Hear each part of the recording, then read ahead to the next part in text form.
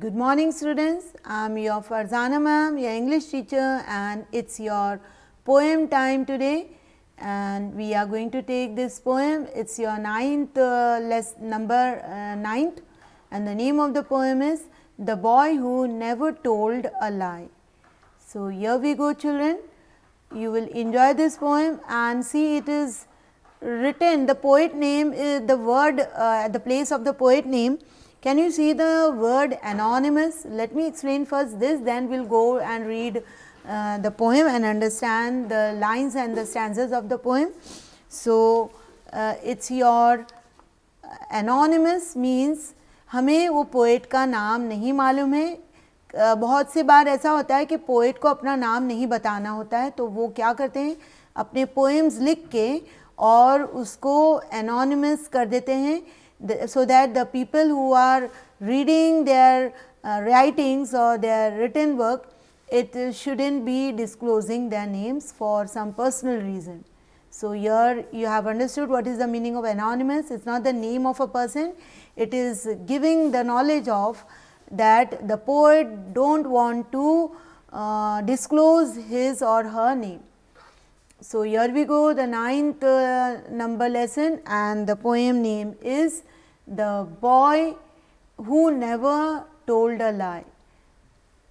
Can you see this? Yes. So here let us understand before reading the poem. This poem is about a little boy who always tells the truth and never tells a lie. Do you know this boy? तुम्हें ये boy पता है? So let's see, find out what our poet is telling us about this truthful boy. Once there was a little boy with curly hair and pleasant eyes, a boy who always told the truth and never told a lie. When he trotted off to school, the children of all about would cry, "There goes the curly headed boy, the boy that never tells a lie."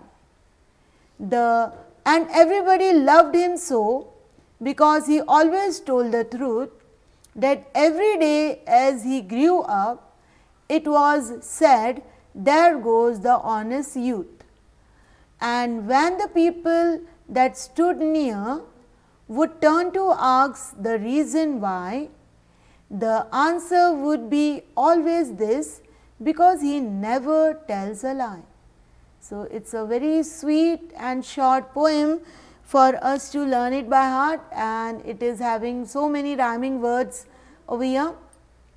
तो हमें बताया जा रहा है कि एक बार की बात है that एक लिटिल बॉय था जिनके बाल जो थे कर्ली मतलब घुंघरू वाले, और उनकी आंखें बड़ी एडमायरिंग थी, प्लेजेंट थी, बहुत ही हमें उनकी आंखों को देख के एकदम चमक याद आती है, खुशी की लहर हो जाती है. वी बिकम वेरी हैप्पी और we become very soft in our nature looking to his eyes. बहुत ही खुशी वाली जो आंखें होती हैं, हमेशा लोगों को सुकून देने वाली, लोगों को खुश करने वाली जो आंखें होती हैं, वैसी आंखें थी उनकी. प्लेजेंट मतलब very pleasing, very admiring, very attractive.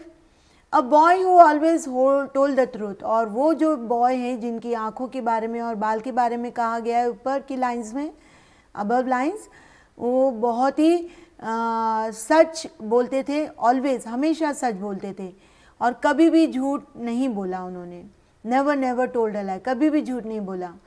और जब भी वो स्कूल के लिए चल पड़ते थे, ट्रॉटेड ऑफ यानी कि एकदम से चलते जाना, बड़े बड़े कदमों से, तेज़ कदमों से. When you are walking with your little big steps and fast steps, उसको ट्रॉटेड ऑफ बोलते हैं. जब वो घर से स्कूल की तरफ निकल जाते थे अपने तेज़ कदम से, the children all about would cry, और उनके आसपास के जो स्ट्रीट के और रोड पे जो वो बच्चे उनको दूसरे देखते थे, उनके स्कूल के या नेबर के बच्चे, जो भी बच्चे थे, वो उनको बोलते थे यानी कि चिल्लाते थे, सुनाई देती थी उनकी आवाज़, इसलिए क्राई है। क्राई मतलब रोना नहीं इधर, टू से little loudly.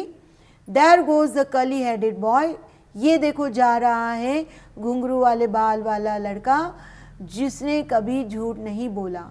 Okay, the boy that never tells a lie and everybody loved him so, और इसकी वजह से वो सबके प्यारे थे, सब उनको प्यार करते थे, उनको अच्छा मानते थे और उनको बहुत ही लवेबल नेचर के इंसान थे वो बच्चे, वो लड़का। तो उनको सभी जानने लग गए थे उनकी हरकतों से, ये सच बोलने वाली एक्शन से, और सभी लोग उनसे प्यार करते थे। एवरीबडी लव्ड हिम सो, क्यों? क्योंकि वो हमेशा सच बोलते थे।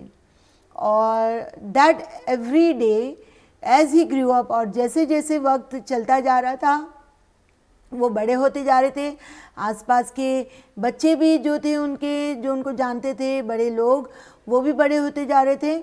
और फिर जब वो थोड़े बड़े होने लग गए तो क्या बोलना शुरू किया आसपास के लोगों ने, उनकी ही एज के लोगों ने और उनसे बड़े भी, कि ये देखो जा रहा है एक सच्चा जवान। ओके, यूथ मतलब अब वो जवान हो गए हैं, बड़े हो गए हैं।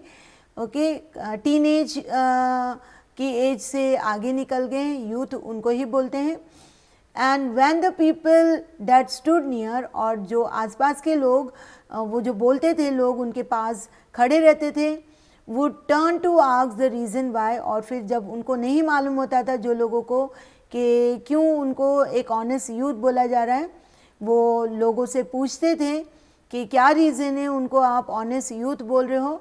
तो उनका आंसर क्या होता था जो उनको जानते थे, that he would be always, उनका जो आंसर था कि ये कभी भी झूठ नहीं बोलते हैं, he never tells a lie. So the answer is so very interesting कि उनका रीज़न क्या था कि because he never tells a lie. तो चिल्ड्रन, ये पोएम से आपको भी एक लेसन मिल रहा है, आपको भी एक टीचिंग मिल रही है कि you shouldn't tell a lie in your lifetime, because it will not only make you peaceful, not only give you peace of mind, but it also gives peace of mind to the people around you. लोग भी खुश होते हैं ऐसे लोगों को देख के ही और उनसे मिल के ही। Okay children, so I hope you have understood this poem and you are going to learn the poem by heart, you are going to learn the meanings over here. And I am going to share the answers of this poem through the WhatsApp, through PDF form. So till then children, happy learning the poem and hope you have understood the poem. It was a very easy poem to understand, even without my explanation you would have understood the poem, but here and there little bit the explanation has to be given for you to understand it deeply. Till then children, learn the poem by heart. As I said, always it's according to the point of view for your learning English, because when you learn poem, your English improves more faster. You can speak English more better way. So children, happy learning. Till then, bye.